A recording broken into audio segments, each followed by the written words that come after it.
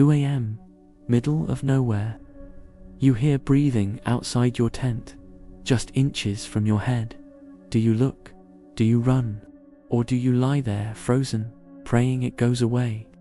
This is what happened to Sarah and Marcus in October 2019. Sarah and Marcus were experienced campers. 5 years of wilderness trips together. They chose the Allegheny National Forest in Pennsylvania, remote location, 8 miles from the nearest road. Day 1 was perfect. They set up camp, cooked dinner, and watched the sunset. By 10 p.m., they were asleep in their tent. At 12:47 a.m., Sarah woke up. She immediately noticed something wrong. The forest was completely silent. No insects, no owls, nothing. Then she heard it. Heavy breathing, right next to her head. Outside the tent, she froze. The breathing was slow, deliberate, in, out, like someone standing perfectly still, just listening. She woke Marcus. They both lay there, terrified. For 7 minutes, the breathing continued, unmoving, constant. Then it changed, got slower, deeper. Sarah saw the tent wall move slightly, like something was pressing against it. Marcus whispered, "On 3, I'm turning on the light. 1, 2, 3. Marcus screamed, "Get away." The response was immediate. Heavy footsteps running into the forest. But the rhythm was wrong. Not a 4-legged animal. Not a normal human gait. Step, step, pause. Step, step, pause. They didn't sleep. At first light, they investigated. Right where the breathing was, they found footprints, barefoot, human-shaped, but 14 inches long. Elongated toes. Nearly flat arch. The prints circled their tent twice. They then went to their bear bag, stopped underneath it, and returned to the tent. That's where it stood, breathing. They hiked out in under 2 hours and called the rangers.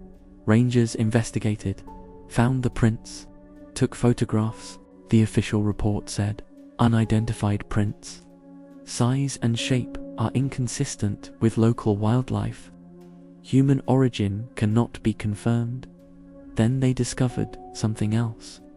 6 other reports of unusual encounters in that exact area over 15 years. 3 specifically mentioned breathing outside tents at night. I contacted Sarah for this video, she said. They tried camping once more a year later. Made it one night before leaving. They haven't camped since. She also shared something she never told the rangers. After the footsteps faded, she heard one more sound in the distance. Laughing. Not human, not an animal, something in between. Was it a bear? A person? Something else? The footprints were real. The investigation was real. What it was remains unknown. The campsite is still there. You can still hike to it. But ask yourself, would you stay the night? Because sometimes in the forest, you're not alone. And sometimes it wants you to know. Imagine waking up and discovering someone broke into your campsite while you slept, cut through your tent, went through your supplies, but took nothing except one item. The Ozarks, 2021. The Henderson family will never forget this trip. David and Rachel Henderson, their 2 kids, Ma, 14, and Tyler, 11. Summer camping trip in the Missouri Ozarks. Remote site they'd reserved weeks in advance. They had 2 tents, one for sleeping, one for supplies. They set up camp, cooked dinner, and roasted marshmallows. Perfect family evening. David is a light sleeper. Any unusual sound wakes him up. That night, he slept soundly. That's what terrified him later. Next morning, 7 a.m., Emma went to the supply tent to grab breakfast supplies. She screamed. The family rushed over. An 18-inch slash, clean, deliberate. right through the side panel, but nothing was taken.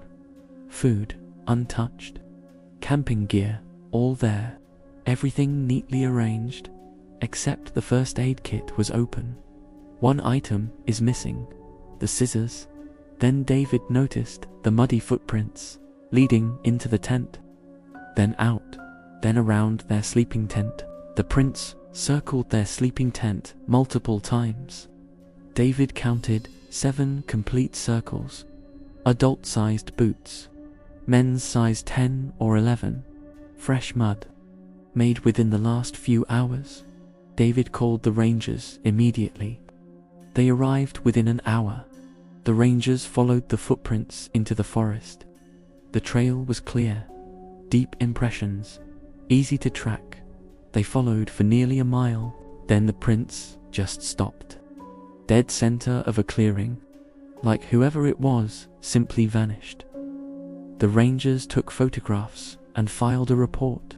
They said they'd increased patrols in the area, but they had no explanation. Here's what made it worse. David reviewed everything. He's a software engineer, methodical, detail-oriented. They went to bed at 10:30 p.m. The mud on the prints was still wet in the morning, meaning it happened after 2 a.m. when the dew set in. Their sleeping tent was 15 feet from the supply tent. The intruder cut into the supply tent, went through items, then circled their sleeping tent 7 times. For at least 20 minutes, someone was at their campsite, walking around their tent while they slept, close enough to hear them breathing inside. And they took the scissors. Why? They had a knife to cut the tent. Why take the scissors? David said the worst part wasn't the break-in. It was knowing someone stood outside their tent, listening to his family sleep, and they never heard a thing. They packed up and left within the hour. Filed a police report. Never went back. 2 months later, the police called. Another incident at a campsite 12 miles away. Same thing. Tent slashed. Nothing taken except scissors from a first aid kit. Then another incident, and another, for total over 6 months. All in the same region, same MO. The case remains unsolved. No arrests. No suspects. Rangers still patrol the area, but the incidents stopped as suddenly as they started. Was it one person? A group? What were they doing with the scissors? The Hendersons still camp, but never in remote locations. Always in campgrounds with other people nearby. Because they learned something that summer. When you're alone in the woods, you're never really alone. You put out your campfire, drowning it with water and scattering the embers. It's dead cold. You go to sleep. 3 hours later, it's burning again. Fresh logs. Perfect arrangement. Washington State. 3 groups. Same impossible experience. Deep in the Gifford-Pinchot National Forest, there's a campsite locals call the Keeper's Site. Rangers don't acknowledge the name officially, but they know it. Over 2 years, 3 separate groups reported the same phenomenon. Their campfire, properly extinguished, relit itself overnight. 2020, a couple from Portland. 2021, a solo hiker from Seattle. 2022, 2 friends, Jake and Connor. Let's focus on Jake and Connor's experience. It's the most documented. Jake Morrison and Connor Hayes, experienced backpackers. Weekend trip in September 2022. They arrived Friday afternoon, set up camp, built a fire, cooked dinner, standard camping evening. At 11 p.m., they put out the fire. Standard wilderness protocol. Jake poured 2 full water bottles on it. Steam hissed. Embers scattered. They touched the ashes. Cold. Jake even joked about it. That fire is deader than dead. They laughed and went to their tent. Jake woke up at 3:14 a.m. to use the bathroom. He unzipped the tent. The fire was roaring, full flames. Fresh logs arranged in a perfect teepee formation. Jake woke Connor immediately. They both stared at the fire, trying to process what they were seeing. The logs weren't from their pile. They'd only brought enough wood for the evening. These were fresh, dry logs, at least 6 of them. Connor grabbed his flashlight. That's when they saw the drag marks, leading from the tree line to the fire pit. Deep grooves in the dirt. They followed the marks into the darkness.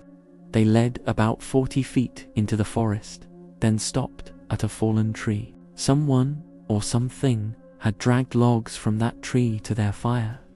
They looked at each other, didn't say a word, started packing. They were in their car within 20 minutes. As they drove out, Jake looked in the rearview mirror. He claims to have seen a figure standing at the edge of the campsite. Just standing there, watching.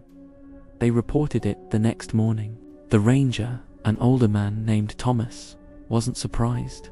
He pulled out a file. Same campsite, same phenomenon, dating back years. 2020, couple's fire relit. They heard nothing. Woke to find it burning. 2021, solo hiker's fire was relit twice in one night. He left after the second time. 2018, group of 4, fire relit. Found logs arranged in patterns they didn't recognize. Rangers had even surveyed the area. They found dozens of old fire pits around that campsite, some decades old, all arranged in the same perfect teepee formation. They consulted with local indigenous tribes. The area has spiritual significance. Stories of guardians who tend to fires, ensuring travelers stay warm. But these aren't friendly spirits in the stories. They're territorial, and they don't like uninvited guests. So what's happening? Pranksters? Possible, but unlikely. These incidents happen miles from roads. The effort to hike in, wait for campers to sleep, rebuild their fire, then leave without being heard. Natural causes. Fire experts say properly extinguished fires don't reignite, especially not with new logs appearing, or something else. Something that doesn't want campfires to go out in its territory. Something that's been doing this for decades. The campsite is still accessible. No official warnings. Rangers increased patrols but never found anyone. Jake and Connor still camp, but never in that forest. Jake told me, whatever it wasn't hostile, but it was making a point. That campsite belongs to something else. So if your fire relights tonight, maybe don't put it out again. Maybe just leave.